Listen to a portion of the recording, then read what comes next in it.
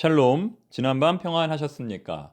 오늘은 2026년 1월 15일 목요일입니다. 이 시간 주신 하나님의 말씀은 마태복음 2장 13절부터 23절까지입니다. 마태복음 1장과 2장에 반복적으로 등장하는 단어가 있습니다. 어떤 단어일까요? 첫 번째는 현몽입니다. 현몽. 현몽이란 현실보다 생생한 꿈을 가리킵니다.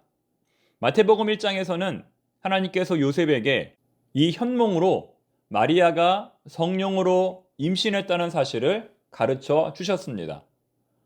마태복음 2장에서도 이러한 현몽이 계속됩니다.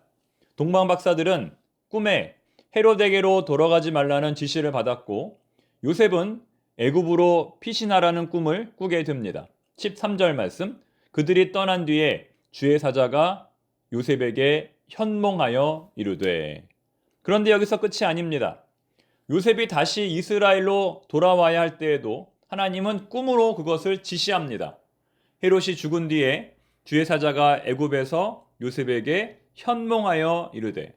심지어는 요셉이 갈릴리 지방의 나사렛으로 이사해야 할 때에도 꿈으로 그것을 보여주십니다. 그러나 아켈라오가 그의 아버지 헤롯을 이어 유대의 임금됨을 듣고 거기로 가기를 무서워하더니 꿈에 지시하심을 받아 갈릴리 지방으로 떠나가.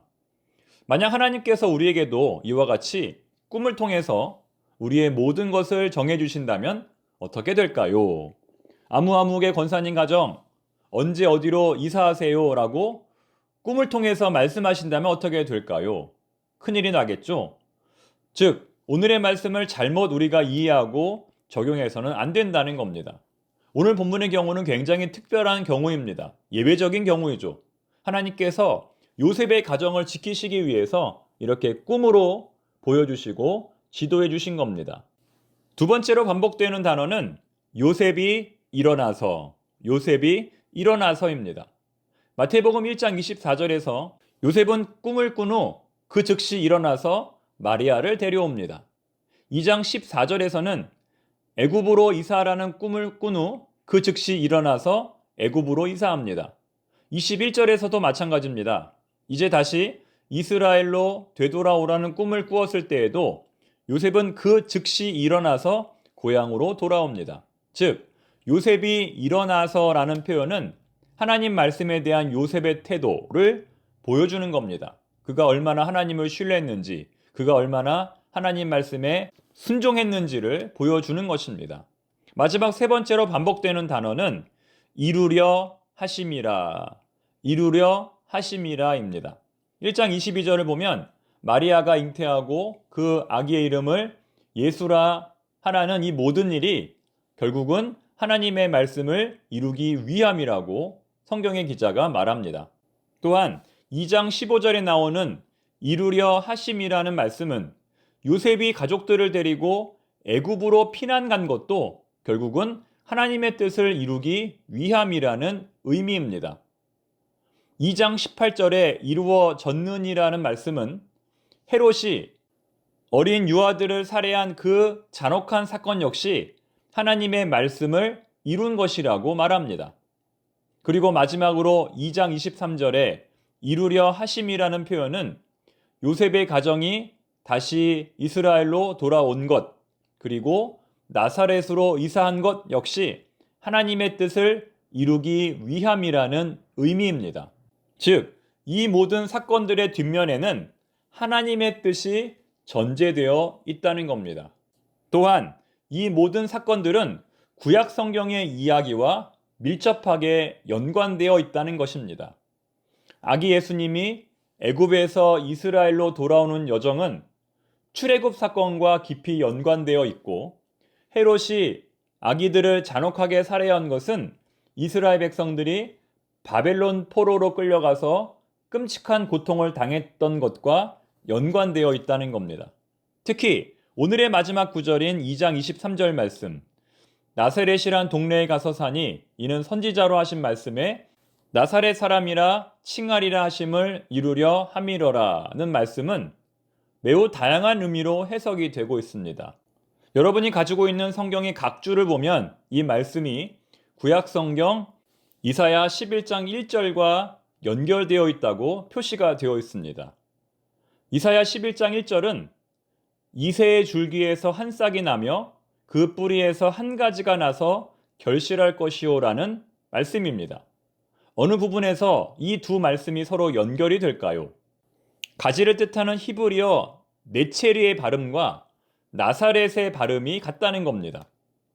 이사야 11장 1절은 가장 대표적인 메시아 텍스트로 구약 성경 가운데 예수님을 예표하는 성경 구절입니다. 즉, 예수님은 가지를 뜻하는 나사렛 사람으로서 새의 보금자리 같은 그리스도가 될 것이라는 의미입니다. 이 땅의 모든 상처받은 사람들에게, 고통받는 사람들에게 참된 안식과 소망을 제공하는 그리스도가 될 것이라는 의미입니다. 그리고 또 하나의 해석은 나사렛이라는 단어가 나시린을 떠오르게 한다는 겁니다. 나시린이 무엇입니까?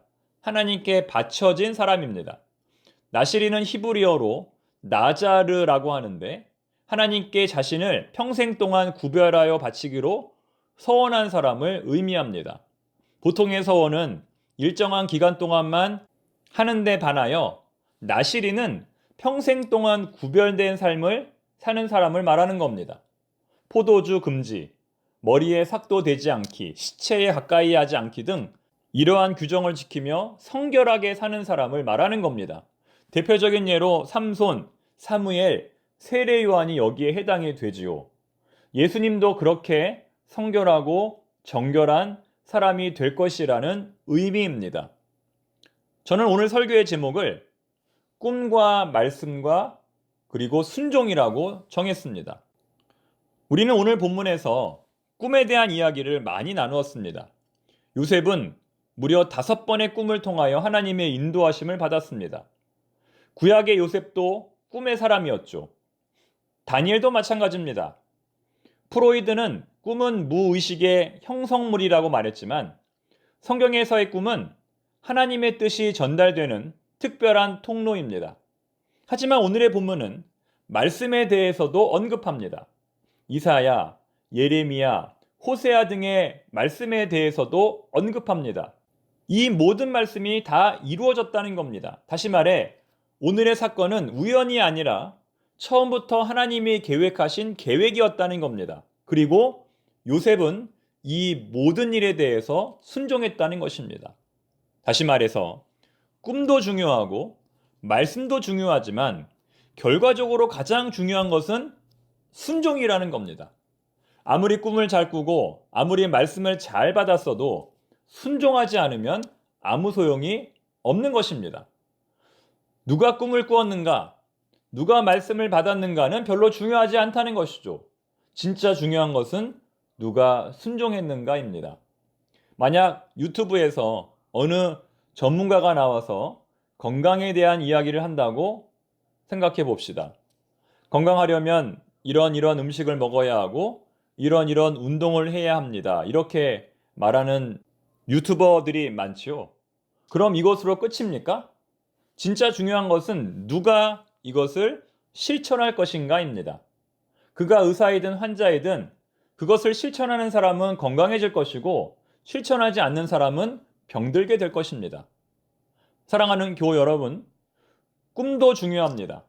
말씀도 중요합니다. 하지만 꿈을 꾸는 만큼 영적인 부담감도 커지는 겁니다. 말씀을 받는 만큼 영적인 부담감도 커지는 겁니다. 오늘도 요셉처럼 그 즉시 일어나서 하나님께 순종하는 우리 모두가 되기를 바랍니다. 기도하겠습니다. 하나님 아버지, 꿈보다 중요한 것은 해몽이 아니라 순종임을 믿습니다.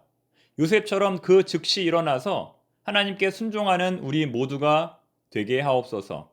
할까 말까 고민하지 말고 한번 생각한 것은 실패하더라도 반드시 도전하는 우리 모두가 되게 하옵소서. 예수님의 이름으로 기도드립니다. 아멘.